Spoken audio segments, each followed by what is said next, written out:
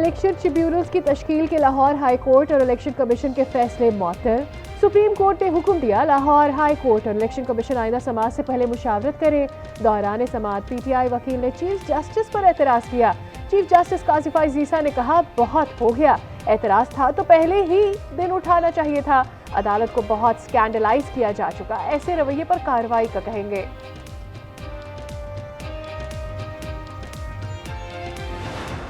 Interim Afghan government must take concrete and effective measures to ensure its soil is not used for terrorism by any entity against other states. Recent terrorist activities has been a matter of great concern for all of us. Afghanistan से जारी दहशतगर्दी तशवीशनाक है, मौसर इकदाम किए जाएं। अफगान सरजमीन दहशतगर्दी के लिए इस्तेमाल न हो। वजीर आजम शहबाज शरीफ का आस्ताना में शंघाई ताउन तंजीम के सरबराही इजलास से खिताब। कहा, अफगानिस्तान में पायदार अमन मुश्तरका हदफ है। अफगान हुकूमत से बामानी बात करना होगी। चैलेंजेस मुश्तरका है। खित्ते की रोशन मुस्तकबिल के लिए जोग्राफियाई और सियासी महाजराई से आज़ाद करना होगा। पड़ोसी ममालिक अमन और तरक्की के लिए मिलकर बैठ जाएं। पाकिस्तान अक्टूबर में एससीओ सरबराही इजलास की मेजबानी करेगा।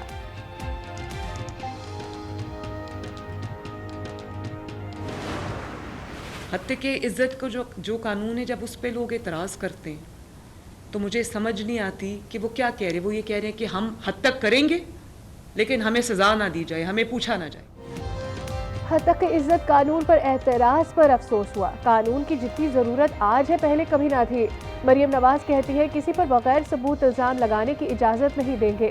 मीडिया का गलत इस्तेमाल जारी है। सुआत वाकया सबके लिए बाइस तशवीश है।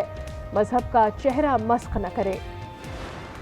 डाकू अपने सेफ रीजन से निकल के बाहर आके पुलिस की चौकियों पे हमले क्यों कर रहे हैं? वो इसलिए कर रहे हैं कि उनके हमने घेरा तंग किया हुआ है। ये आखिरी सांसें ले रहे हैं और हम डिटर्मिन्ड हैं कि हम इनको खत्म करेंगे।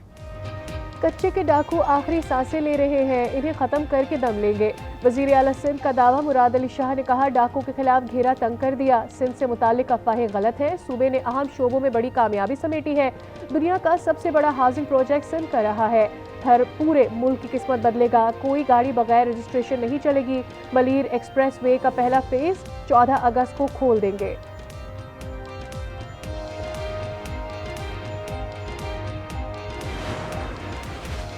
पीटीआई में गिरोहबंदी। बानी पीटीआई से मुलाकात के लिए शादाना गुलजार, फिरदौस शमीम नकवी और जुनेद अकबर अडियाला जेल पहुंच गए।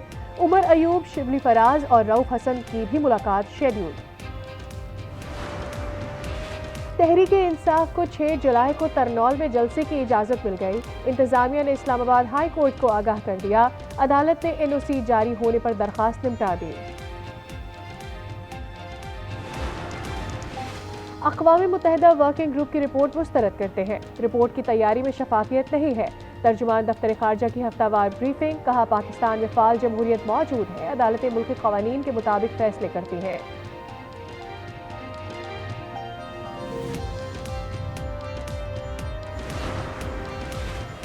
सहमाही, माहाना या फ्यूल एडजस्टमेंट नहीं, बिजली के बुनियादी टैरिफ में बड़ा इजाफा।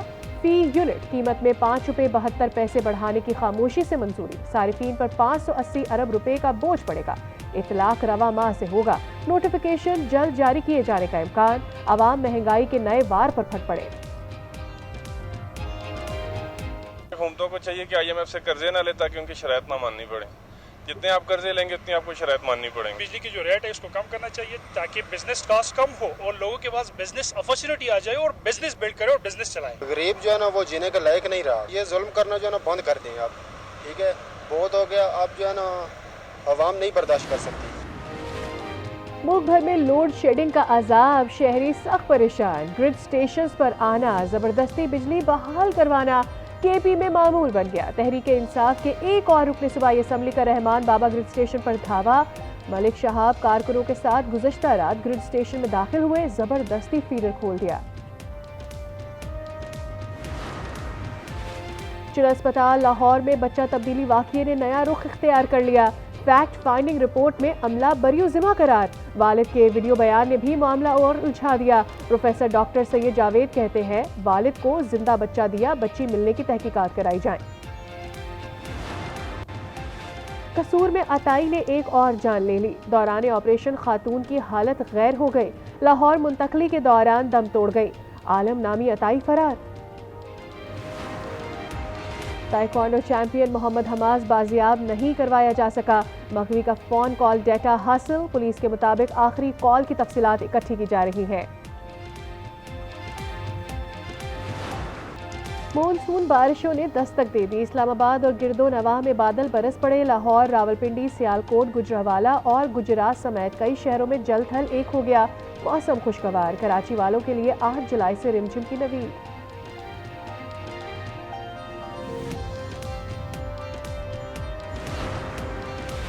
T20 वर्ल्ड कप क्रिकेट में बदतरीन शिकस्त। चेयरमैन पीसीबी का सिलेक्शन कमेटी में गलत फैसले करने वालों के एहतसाब का ऐलान।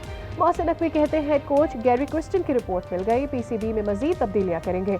बाबर आजम की तब्दीली का अभी फैसला नहीं हुआ। लोग दिखाते कुछ हैं, ग्राउंड में सच्चाई और होती है।